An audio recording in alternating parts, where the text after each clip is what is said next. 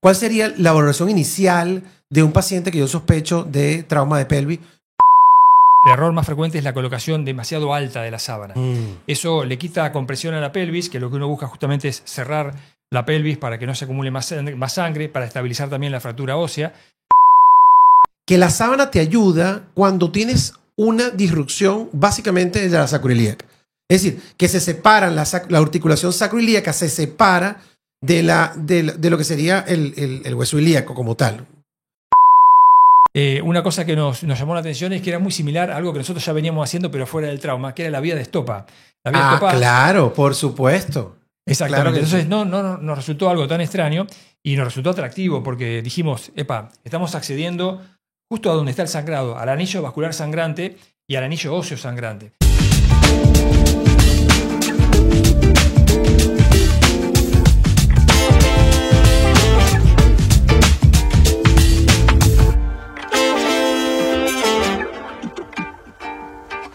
Hola, ¿qué tal? Bienvenidos a este nuevo episodio de Doble Contraste, una conversación con dos puntos de vista. Y en esta oportunidad tenemos el honor de tener a un invitado muy especial, que es el doctor Guillermo Barilaro, de Argentina, con el cual conversaremos algunos tópicos súper interesantes acerca de trauma de pelvis. Así que bienvenido y espero lo disfrutes.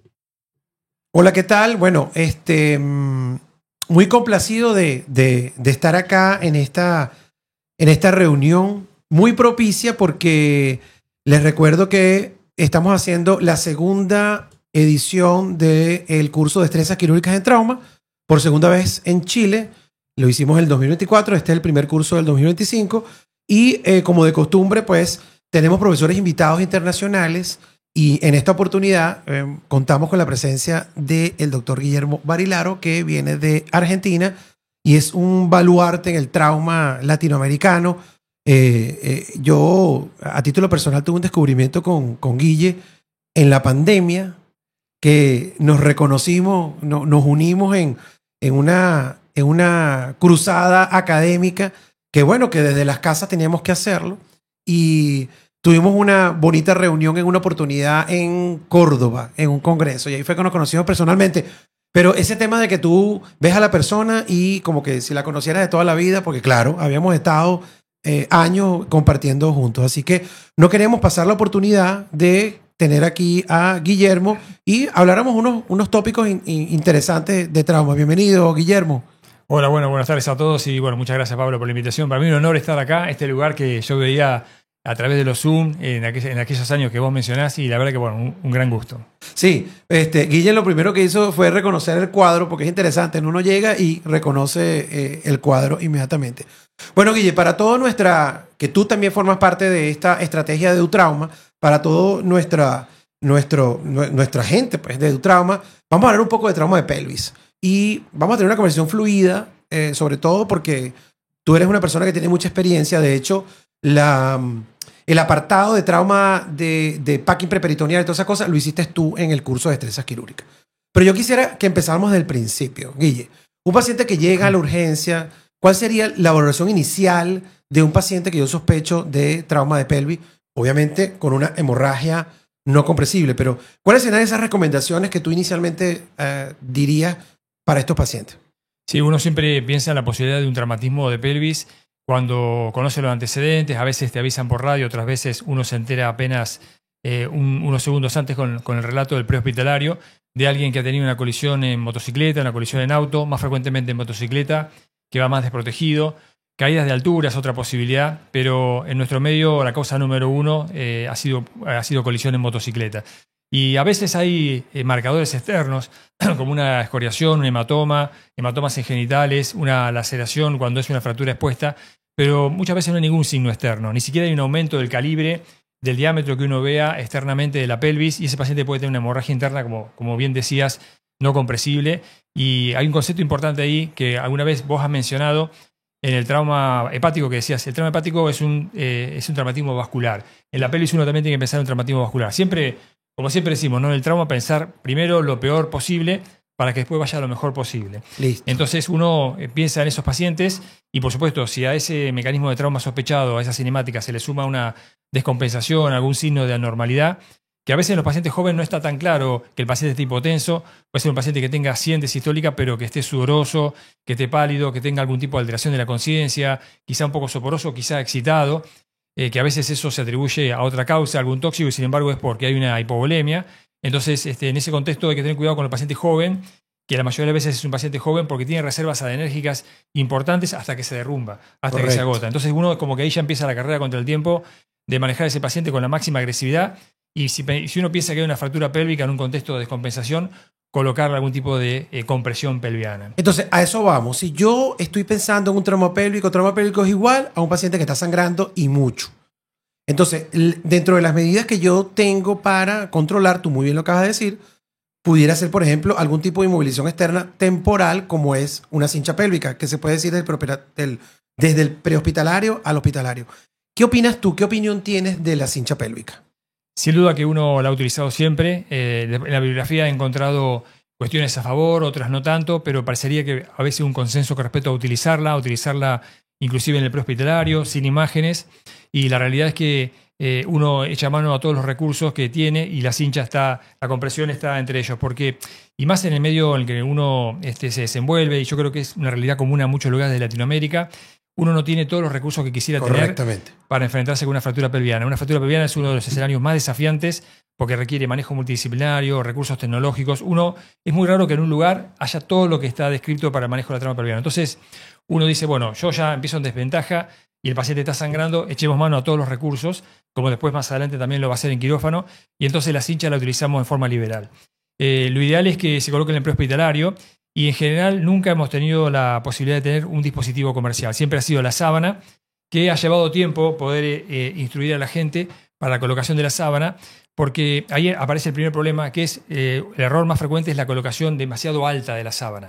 Eso le quita compresión a la pelvis, que lo que uno busca justamente es cerrar la pelvis para que no se acumule más sangre, para estabilizar también la fractura ósea. El principal sangrado más frecuentemente es venoso, entonces uno con eso busca estabilizar la fractura, los coágulos, como se dice.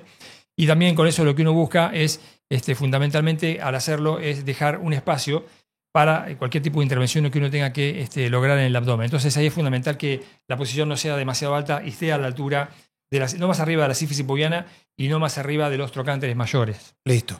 Hay una serie de aditamentos y tenemos casualmente, que es el Pelvic Trainer, que es un dispositivo comercial, pero lo que tú decías, a veces en los hospitales o en las ambulancias no tenemos este dispositivo. Entonces tenemos que pelar por la sábana o qué otra cosa. O sea, nosotros en Venezuela utilizamos evidentemente la sábana y la amarrábamos, colocábamos una primera sábana, que por cierto le explicamos muy bien en el curso Manejo Integral de Politraumatizado, que pronto va a estar disponible. La poníamos una primera sábana como protección y una segunda sábana y amarrábamos. Aquí cuando yo llegué a Chile, se utiliza una sábana y se colocan unos Kelly como para mantenerla apretada.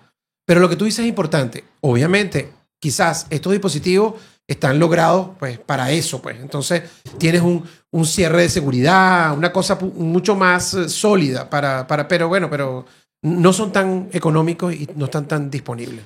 Exacto, uno tiene la sensación de que de pronto a este dispositivo, aparte de estar diseñado específicamente para ese fin, tiene también otra cuestión de que la colocación es mucho más uniforme independientemente del operador. Correcto. Con la sábana de pronto hay un poco más de variabilidad que puede hacer que no siempre se coloque del mismo modo, y eso, bueno, obviamente le puede restar efectividad en algún caso. Interesante, nos lo regalaron de Costa Rica, por cierto, a nosotros. Y un tema de la sábana, que yo quisiera aprovechar que tenemos estos modelos anatómicos aquí, vamos a ver cómo se ve, que la sábana te ayuda cuando tienes una disrupción básicamente de la sacroiliaca. Es decir, que se separan la articulación sacroiliaca, se separa de lo que sería el hueso ilíaco como tal. ¿Por qué? Porque si yo tengo una fractura acá, la cincha no me va a hacer nada. Más bien la cincha me va a perjudicar porque la cincha, ¿qué va a hacer? Me va a traer esto hacia acá. Pero sí me va a ayudar si yo tengo algún tipo de disrupción de la sacroiliaca que me la va a mantener. ¿Tienes algún comentario con respecto a eso? Sí, uno, obviamente en esos casos que coloca la sábana, más si el paciente está descompensado, uno todavía no tiene la imagen de qué tipo de fractura tiene. Exactamente. Pero creo que estadísticamente es mucho más probable que uno obtenga algún beneficio que el hecho de que pueda ser de algún modo perjudicial el hecho de colocar la sábana. Entonces nosotros somos pro sábana, pro compresión. Y es más, la dejamos colocada y ya no la tocamos, Si ese paciente logramos que mejore hemodinámicamente, que sería lo ideal, podremos llevar una tomografía de cuerpo entero. Estos pacientes generalmente tienen indicación de tomografía de cuerpo entero porque alguien que se fractura la pelvis tiene una transferencia de energía tan grande Claro. que uno quiere descartar todo. Y aparte, otra cuestión importante de la tomografía es que ese paciente después, ya más tarde o poco después, puede ya no estar en condiciones de hacerse imágenes porque la estabilidad hemodinámica de estos pacientes es media evanescente, Así es. muy cambiante, y uno ya se asegura tener un mapa, un inventario completo de todas las lesiones que tiene ese paciente y no que de pronto después uno pueda pasar por cuestiones de descompensación hemodinámica se puede pasar por alto otra lesión en otra región y eso complica el manejo general, digamos. Absolutamente de acuerdo. Entonces, claro, antes de tener imagen, es preferible colocar la cincha porque, como decía una compañía de seguros en Venezuela, es preferible tenerla y no necesitarla que necesitarla y no tenerla. Entonces, y después vas a tu imagen porque tú necesitas una imagen de esto y la tomografía es el gol estándar. Ahora, en la misma C de la evaluación inicial, que evidentemente ese paciente hay que tenerle accesos vasculares. ¿Cuál es la recomendación de accesos vasculares en estos pacientes? De accesos vasculares. Sí, exactamente. No, uno siempre piensa en el traumatismo que lo sospecha del abdomen, lo sospecha en la pelvis o miembros inferiores, en colocar vías por arriba del diafragma. Ese es un clásico Claro. de la asistencia inicial, ¿no? Y lo contrario es cuando hay un traumatismo en el tórax, en el cuello, que uno a veces puede utilizar vías a nivel femoral, por ejemplo, ¿no? En este caso uno trata de utilizar vías, catéteres cortos y gruesos en ambos miembros superiores y eventualmente si alguien que tenga destreza y no haya ninguna contraindicación, colocar a una vía central, a una vía en el cuello, una yugular interna, por ejemplo. Eso serían las vías ideales de inicio. Claro, y sobre todo que es un paciente que sabes que va a sangrar mucho porque la pelvis te sangra media volemia, quizás hasta más, porque bueno, es un cono truncado, toda esa cavidad allá abajo. Pero la reflexión aquí importante es, cuando yo sospecho trauma de pelvis, vías por encima del diafragma, que sería lo ideal para reponer a ese paciente. Bien, entonces ya vamos avanzando un poquitico más en el manejo de estos pacientes. Yo le hago mi radiografía, mi tomografía, y veo que entonces el paciente tiene sangrado. Y el problema, Guille, de la pelvis, y tú más que nadie lo sabes, es que en la pelvis pueden sangrar muchas cosas. Sangra arteria, sangra vena, plexos, etc. Entonces, y que para cada uno de estos sangrados existe una estrategia. Porque yo puedo paquear, yo puedo embolizar, yo puedo ligar, pero cada uno va a ir. Entonces, vamos a ir desgranando un poco cada uno de ellos. Packing preperitoneal. ¿En qué pacientes estaría indicado un packing preperitoneal? Bueno, antes de eso, Pablo, te quería comentar algo relacionado con las imágenes, que un poco las imágenes que uno hace depende de cómo responda hemodinámicamente el paciente. Exacto. Si de pronto el paciente, como decíamos, responde, ojalá uno pudiera llevarlo a una tomografía de cuerpo entero con contraste endovenoso, que uno pueda ver bien si hay un sangrado arterial, venoso, y aparte un sangrado asociado intraabdominal, que no es infrecuente. Pero hay pacientes que no responden a la reanimación, se mantienen anormales hemodinámicamente y uno tiene que manejarse con la placa simple. La placa simple Perfecto. que hacemos en el shock room, y con esa placa simple uno va a quirófano. La clasificación que más utilizamos es la clasificación de Yanni Barges porque es muy sencilla para recordar. Tiene en cuenta los tres mecanismos, ¿no? El mecanismo de apertura por compresión antero-posterior, el mecanismo de compresión lateral y el mecanismo de cizallamiento vertical. Entonces, uno llega a quirófano con la tomografía o llega con la placa. Si uno llega con la tomografía, puede tener ahí una información importante. Bueno, ante todo, por supuesto, que no haya algo en el abdomen. Claro. Que nos obligue adicional, a entrar, otro trauma. exactamente, que nos obliga a entrar primero en el abdomen. Y la otra información que nos da la tomografía es fundamentalmente de dos cuestiones. Una es si hay un hematoma en la pelvis. A más grande el hematoma, más posibilidad de un sangrado activo. Y si hay una extravasación de contraste arterial, Exacto. un BLASH. Nosotros, por ejemplo, y acá ya entramos en el juego de cuáles son los recursos que cada institución dispone. Nosotros no tenemos angiografía de embolización y entonces si en la tomografía, si tuvimos la suerte de poder hacerla, vemos una extravasación de contraste arterial, sabemos que a ese paciente le tenemos que colocar un packing pélvico. Packing pélvico, si bien tendría un efecto teóricamente más favorable para el sangrado venoso, Correcto. como es un packing que uno coloca bastante presión contra el hueso, podría controlar el sangrado de arterias pequeñas. Correcto. Esa sería una indicación. La otra indicación es que uno no tiene tomografía, va con un paciente descompensado a quirófano y nosotros al menos en este contexto donde no sabemos si hay un hematoma grande en la pelvis o no, si hay un BLASH o no en la pelvis, sabemos que hay una descompensación, directamente vamos con la idea de que vamos a hacer el packing pélvico junto con la fijación ósea externa. En una serie de nuestro hospital, que fue antes y después del 2007, que fue cuando empezamos con la colocación del packing pélvico, vimos que antes del 2007 estos pacientes se manejaban exclusivamente con fijación ósea externa, los descompensados. Y la mortalidad era mucho más alta que cuando le empezamos a agregar el packing pélvico preperitoneal. Entonces, cuando vamos a quirófano sin tomografía, el packing pélvico lo colocamos junto con la fijación ósea externa. Estamos hablando del paciente que está obviamente... Claro, todo. O sea, estás poniendo toda la carne en el asador. Exactamente. Definitivamente. Ahí. Oye, tú sabes que antes que sigamos hablando de estas cositas que son importantes, me hiciste acordar algo. Nosotros en el MIP, el curso de manejo integral de politraumatizado, tenemos una regla mnemotécnica para leer la placa de pelvis, que se llama cabeza de hormiga. Yo voy a dejar el enlace para que vean ese video, porque es muy interesante. Habla del cuello, que se refiere a la sínfisis púbica, habla de la circunferencia pélvica, que es la cabeza de la hormiga, y las antenas son la sacroiliaca, que son las tres cosas que tú tienes que ver rápidamente, que te va a decir, este paciente va a sangrar o no va a sangrar. Entonces, interesante porque lo voy a dejar por acá para que lo vean. Volviendo al tema, yo hago un packing preperitoneal en ese paciente. Más o menos, hay unas cosas, unos tips que son importantes en el packing preperitoneal. Eso de que no debo combinar una cavidad con otra, eso de cuántas compresas debo colocar, ¿qué tienes con respecto a eso? Bueno, lo primero, una de las primeras cuestiones a considerar es el momento del packing, ¿no es cierto? Porque, y ahí hay algo que no mencionamos, que es la ecografía que uno hace en la misma sala de emergencias, si hay o no líquido libre. Un paciente que está en shock y tiene líquido en la ecografía, uno sospecha, la ecografía es decir, es positiva, uno sospecha que hay un sangrado activo en el abdomen y estadísticamente un sangrado libre en cavidad peritoneal puede matarlo más rápidamente al paciente que un sangrado pelviano. Tiene su sangrado importante, pero puede estar un poco más contenido por ser retroperitoneal. Quizás haya una excepción ahí para la fractura expuesta. Esos son pacientes que sangran mucho en la escena. Uno puede llegar a recabar la información del prehospitalario de que había un gran charco de sangre en la escena. Obviamente, en ese caso sí que una fractura pelviana puede matar rápidamente al paciente. Pero si no, uno, si tiene una ecografía positiva, empezaría por el abdomen. Ajá. Y acá quiero hacerte un comentario relacionado con algunos pacientes que a veces puede ser difícil evaluarlos, pacientes que son muy fornidos, obesos, o cuando hay enfisema subcutáneo. Alguna vez hemos tenido duda con la ecografía y son casos en los cuales aún hoy, 2025, seguimos haciendo el lavado peritoneal. Que en realidad el lavado peritoneal es una versión, la versión que utilizamos hoy es una versión minimalista, que es el aspirado. Una versión express. Sí, exactamente. Exacto. Solamente una incisión por arriba del ombligo, igual a la que sería la colocación del primer troca laparoscópico por la cámara. El ingreso con la sonda y la sonda tratamos de orientarla hacia la pelvis. Si no viene sangre macroscópica, rutilante, uno empieza a operar a ese paciente por el abdomen. En ese caso, bueno, uno primero va a resolver lo abdominal, que puede ser un control de daño o no, y después vendrá el tiempo del packing pélvico. Y hay otra situación en la cual empezamos por el abdomen, que nos ha pasado pocas veces, y ahí volvemos otra vez a cómo las conductas que uno tiene están condicionadas por los recursos. Los pacientes más in extremis, pacientes que uno, cuando le hace la ecografía, el IFAS extendido, le ve líquido en el abdomen, pero también le ve un corazón que está desfalleciente, está en una condición casi de parada cardíaca inminente. Esos pacientes, comenzamos por el abdomen, más allá de que tengan líquido libre o no, con el objetivo de ocluir la aorta.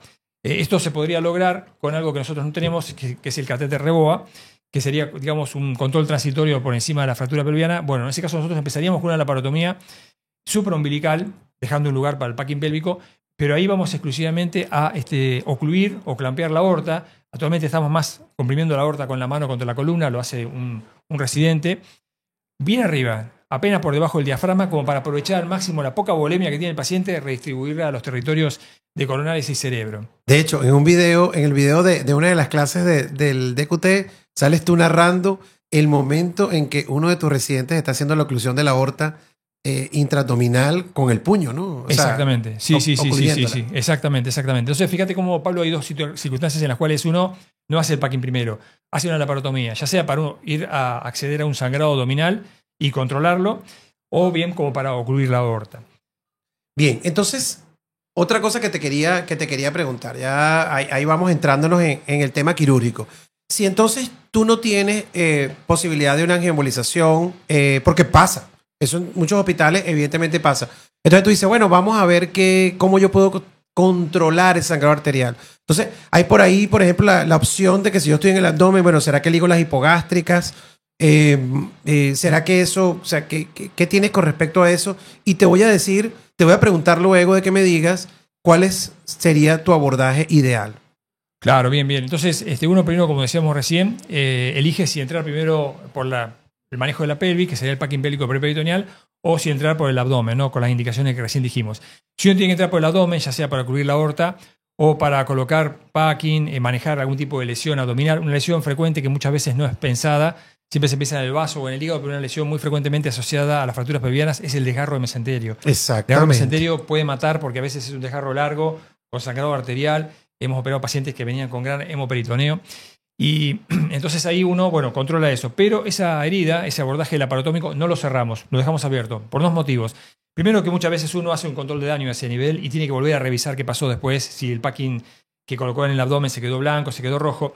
Y aparte, además, porque ese acceso de arriba es el que nos puede servir eventualmente para ligar las hipogástricas. Exactamente. Es muy difícil, técnicamente, prácticamente imposible, una ligadura de las hipogástricas por el mismo acceso del packing pélvico preperitoneo. Correctamente. Entonces, hemos hecho el abordaje del abdomen, ahí viene esa cuestión que llamamos el puente. Uno siempre trata de dejar un puente entre las dos Eso incisiones. tú lo hablas mucho. Sí. Hacer un puente, dejar un puente entre las dos cavidades, Sí, la preperitoneal y la intraabdominal. La abdominal. Exactamente, aunque sea 2-3 centímetros, ese concepto que conocemos como doble sangrado, doble compartimento, doble incisión, a veces no se puede, porque el paciente puede tener un gran hemoperitoneo, uno con la incisión supraumbilical no alcanza a controlar todo y por supuesto que la prioridad es la vida del paciente, uno amplía y después al final de la cirugía puede reconstituir ese puente. Pero en el caso de que uno haya podido separar las incisiones, cuando vamos abajo, ahí en gran parte la presencia de coágulos un poco ya nos ha hecho el trabajo de la disección. Uno empieza a sacar coágulos en ese abordaje preperitoneal y ya ahí el espacio casi que está creado.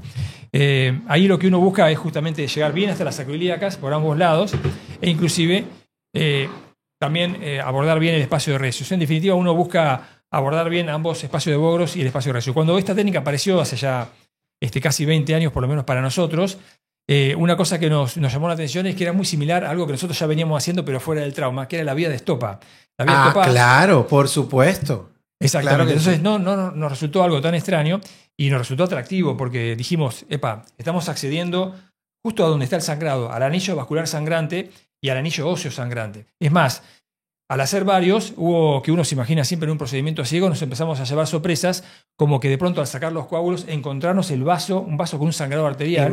Un jet. Un jet, exactamente, y ligarlo. Eso, por supuesto, que son la menor cantidad de casos, uno no siempre tiene esa suerte, pero a veces nos ha tocado encontrar, por ejemplo, una arteria obturatriz lesionada por una fractura de la rama iliopubiana. Entonces, bueno, la ligamos. Igualmente, el packing siempre va colocado.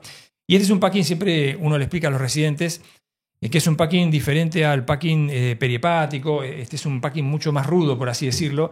Uno lo puede colocar con una pinza o con una pinza Fester o con una pinza larga. Va colocando en forma apelotonada, abollonada las gasas, porque son verdaderos recovecos que se forman, ¿no es cierto?, cuando uno diseca este espacio. Es un espacio distinto a lo que sería el espacio periepático. Entonces, aquí uno va colocando las gasas a mucha presión, busca aplicarlas bien contra el hueso, de forma tal de que pare el sangrado de hueso, pare el sangrado venoso y pare también el sangrado de alguna arteria pequeña.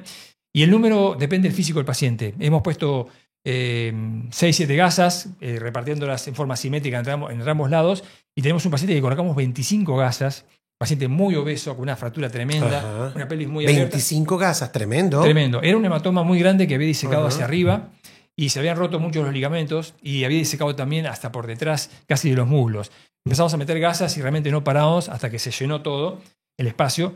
Y yo creo que la cantidad de gasas es lo que admita el espacio. Porque hay pacientes que tienen, bueno, aparte del físico del paciente, a veces la rotura de ligamentos es tan importante, son los pacientes más graves, que se crean espacios tanto hacia el retroperitoneo en sentido ascendente, como hacia el muslo, por la cara posterior del miembro del muslo. Uno encuentra espacios para colocar gasas. Y después nos ha pasado también en pacientes que tenían una fractura expuesta y uno ya en la sala de emergencias había colocado a través de la misma laceración, porque había un sangrado externo, de necesidad de obligación, un packing perineal, ver la comunicación de los dos packing. Cuando uno entra por el abdomen, se encuentra con las gasas que había colocado por el perineo. Son los casos más graves, pero yo creo que lo importante es rellenar todo el espacio donde pueda haber sangrado a presión. Guille, ¿qué piensas tú si yo hago una tomografía, un angiotac? Que eso es otro detalle importante. En estos pacientes es angiotomografía, angiotac. Si yo veo un blush, un sangrado que yo veo abajo y no tengo angioembolización, ¿qué opinas tú de la ligadura de las hipogástricas por vía extraperitoneal? ¿Sabes? Esa incisión que uno hace externo y te vas, como tú dices, extraperitoneal y liga. Porque, por ejemplo, si yo veo un sangrado de la obturatriz o veo un sangrado más abajo o por una rama de la glútea, que de hecho eso es lo que yo siempre le digo a los residentes. Usted llega un paciente con un sangrado en glúteo, usted es imposible ligar la glútea a menos que ligue la hipogástrica. ¿Tú qué piensas de ese abordaje? Que nosotros le llamamos en el DQT, porque obviamente el paciente tiene que estar estable, etcétera. Pero ¿qué piensas de ese abordaje? Es interesante, es atractivo porque ese abordaje uno lo ha utilizado no para este escenario, como comentábamos ayer, sino para el escenario del paciente que tiene una herida generalmente penetrante, ¿no? A nivel de la ingle, bien arriba, donde hay un hematoma grande tenso que ha llegado seguramente hasta la arcada crural, y uno sabe que va a ser muy difícil conseguir el control proximal de esa lesión femoral. Entonces, esos son los casos en los cuales uno accede de modo homolateral por el espacio de Bogros, va a buscar la ilíaca externa. Aquí sería una extensión de ese mismo abordaje, buscando inclusive ya más la ilíaca interna. No lo hemos practicado, pero creo que es algo atractivo. En trauma nunca hay que tener la cabeza abierta, no negarse a todas las posibilidades. Como decíamos, ¿no? Uno va en la mochila, va poniendo... cosas. Eso me encantó, ese comentario de... Escuchen esto muy bien. Ese comentario de Guille, que uno tiene una mochila, Guille, ¿cómo dice? Y tú vas metiendo todas las estrategias ahí. Y cuando estás en la montaña solo, que necesitas algo... Sacas lo que necesitas. Uno escucha de todo. Se escucha del que tiene todos los recursos, el que está en el primer mundo, y escucha también al que tuvo que manejarse en un Zoom, que de pronto dijo, no, mira, estábamos en un hospital que no teníamos ni radiografías. Nada. ¿Y cómo hizo? Claro. Entonces uno aprende permanentemente. Y lo cierto es que en este caso, todos los casos que nosotros tuvimos en los cuales el packing fracasó, que fueron muy pocos por suerte, te diría que no más del 10%, y que uno tuvo que apelar a esa última carta que uno tiene en la manga, en un lugar donde de pronto, como te decíamos, no tenemos embolización de emergencia, que es la ligadura de las hipogástricas, siempre ese paciente tenía una mediana supraumbilical por alguna lesión abdominal asociada o porque tuvimos que ocluir la aorta en circunstancias desesperantes. En ese caso, obviamente, uno tiene más campo, puede seguir la arteria ilíaca común, la bifurcación, y ahí la ligadura la hacemos generalmente con material reabsorbible, con Vicryl, la hacemos bien alta. Apenas nace la arteria hipogástrica porque, como bien decías, la primera rama, y que es bastante gruesa en algunos pacientes y que sale hacia atrás, es la arteria glútea. Uno, si no ha tenido imágenes, si no ha tenido una angiografía previa, no sabe qué es lo que está sangrando. Así es. Y quiere ocluir prácticamente todo. O sea que dos cosas antes de finalizar con el recurso mayor. Yo una vez estaba en el hospital, el Domingo Luciani, en Caracas, y veo que los muchachos tienen un paciente que llegó con herida por arma de fuego. En este caso, arma de fuego. Habitualmente lo que estamos hablando de la pelvis es trauma cerrado, ¿no? Y tiene una lesión en glúteo y era un jet que salía por el glúteo del paciente. Entonces, claro, al principio ellos no sabían qué hacer y llego y el paciente estaba boca abajo porque iban a intentar meterse a través del glúteo. Grave error, afortunadamente. Mira, no, eso no es así. Voltéalo y liga la hipogástrica porque no hay manera. Lo que sí se puede hacer, pero hospitalario, es poner unos Foley a través del glúteo. Eso sí, pero de resto no. Quiero que terminemos porque llevamos una conversación espectacular de 25 minutos y es evidente toda la sabiduría que tú tienes, es el REBOA, que es el recurso, digamos que podemos decir que es la tapa del frasco de los recursos. No todo el mundo tiene REBOA. Nosotros tenemos REBOA. Al principio eras medio fan, ahora no es que seamos hater, pero la historia con el REBOA es una historia de amor, desamor y así vas. Pero nuestro primer caso fue una lesión de pelvis y nos fue muy bien y lo publicamos inclusive. ¿Qué piensas tú de REBOA? Sé que de repente no lo tienes, pero ¿qué piensas? Claro. ¿Cuál es tu percepción con respecto a eso? A veces tener menos recursos, obviamente que no es lo mejor para el paciente, pero bueno, uno tiene que manejarse con lo que tiene. A uno a veces le simplifica un poco los caminos. Entonces, esas cosas que en otros lados se mencionan y que son buenas, si uno no las tiene, es como que para uno no existen. En ese momento no existen y entonces no hemos tenido esa disyuntiva. Pero si el REBOA sigue siendo algo controvertido, que sigue teniendo tantas publicaciones a favor y en contra, efectos adversos, buenas indicaciones, buenos resultados en algunos casos, creo que si dentro del gran tema, el gran capítulo de REBOA, hay algo que es lo menos controvertido, creo que es la fractura pelviana. Porque la ubicación, el manejo, creo que es más accesible que en otras zonas, es mucho más directo, controla el sangrado que está justamente a nivel pelviano, con colocar el balón por encima. Yo creo que si hoy en día lo que menos se discute puede ser de la indicación del REBOA, justamente la fractura pelviana, inestable. Y fíjate que tienes tanta razón que uno de los usos del REBOA también es en ginecología. Cuando hay esas atonías uterinas, etcétera, que, bueno, precisamente las uterinas vienen de ahí, pues entonces cortar ese flujo definitivamente es un factor a favor de la paciente. Exacto, Pablo. Yo un poco, aprovechando el tiempo, te quería contar dos cosas más.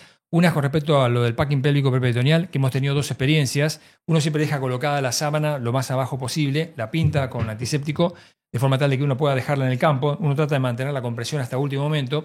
Y hay veces en que primero el traumatólogo colocó la fijación ósea externa y otras veces nosotros primero colocamos el packing pélvico. ¿Y de qué dependió eso? Bueno, depende de la experiencia del ortopedista que esté con nosotros. A veces es un ex residente que hace 2 meses terminó la especialidad y de pronto no ha visto muchas fracturas de este tipo, las más desafiantes. y otras veces es alguien más experimentado, pero aparte está el tema de qué material disponen ese día. Claro. Porque no siempre el banco de los tutores eternos está nutrido. Claro. A veces hay, a veces no está el material. Claro. Y entonces, si uno ve que el ortopedista puede llegar por una dificultad técnica y de necesidad a demorarse un poco más, uno coloca primero el packing. Porque, bueno, piensa que va a tardar menos tiempo. Pero lo ideal es hacer las dos cosas, porque cuando uno coloca el packing en las fracturas inestables y coloca mucha presión, realmente a veces siente como que se abre más la pelvis, a pesar de que tiene la cincha colocada.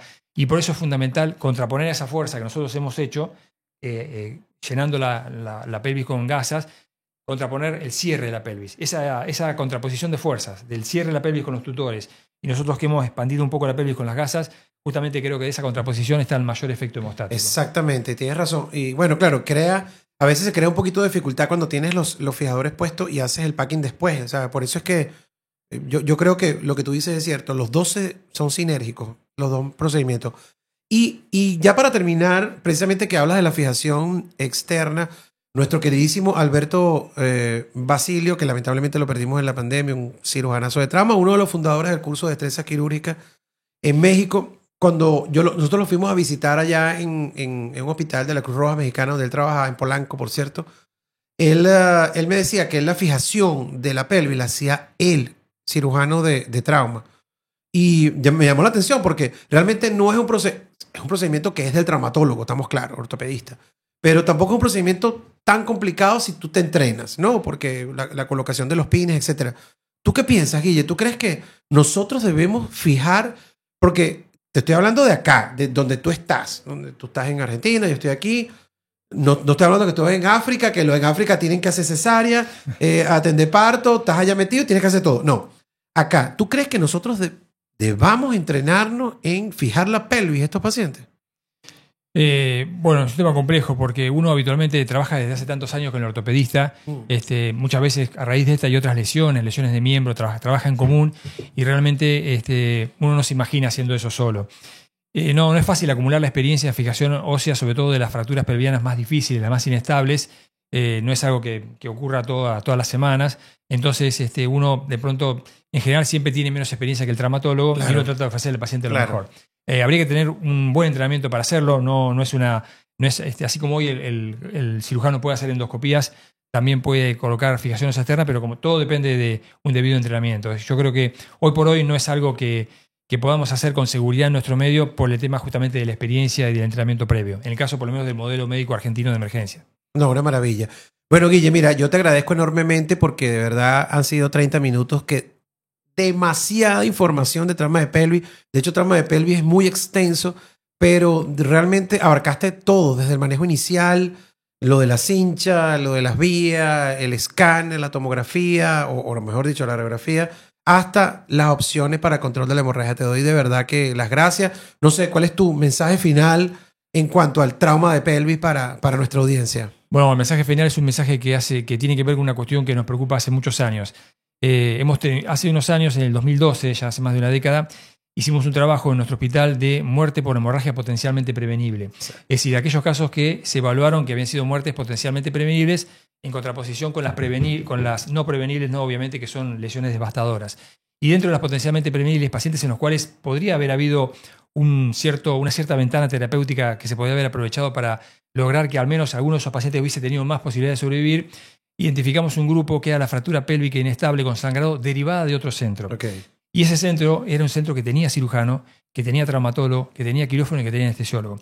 Muchas veces el motivo de derivación había sido un motivo que se había interpretado como la principal prioridad, un traumatismo de cráneo grave, una fractura de pelvis de la cual no se disponía de tutores externos para fijarlo. Entonces, lo que había ocurrido en esos casos es que justamente el paciente había tenido un sangrado muy importante que no se había controlado, el sangrado había persistido